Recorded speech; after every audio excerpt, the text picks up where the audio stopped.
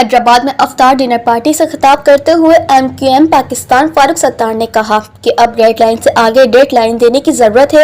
ملک خوشحالی کی طرف انصاف و برابری کی بدولت جا سکتا ہے اور یہ تب ممکن ہے جب سب کو ٹھیک گنا جائے۔ اپنی قوم اپنے ووٹروں کے ساتھ کھڑی ہے۔ انشاءاللہ آئندہ آنے والا وقت متحدہ قومی موومنٹ پاکستان کا ہے۔ حیدرآباد پاکستان کے اہم شہروں میں سے ایک ہے اور یہاں مختلف عقائد اور قومیت کے لوگ یہاں رہتے ہیں۔ مردم شماری ہماری ریڈ لائن نہیں بلکہ ظلم، ناانصافی اور کرپشن بھی ہماری ریڈ لائن ہے۔ افطار نہیں، یہ حیدرآباد کے عوام کا پیار ہے جو یہاں پر تحریک کے ساتھ اپنی تمام وفاؤں کے ساتھ اپنی ساری وابستگی کے ساتھ یہ حیدرآباد کا پیار تحریک کے ساتھ یہاں پر بیٹھا ہوا، یہ حیدرآباد ہے۔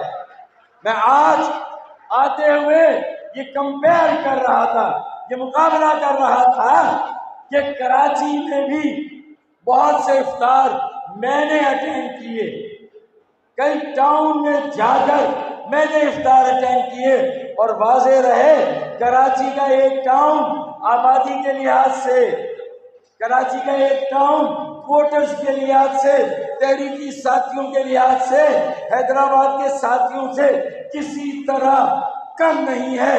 لیکن آج کے افطار میں جس طرح میں لوگوں کو دل سے شریک ہوتے ہوئے دیکھ رہا ہوں،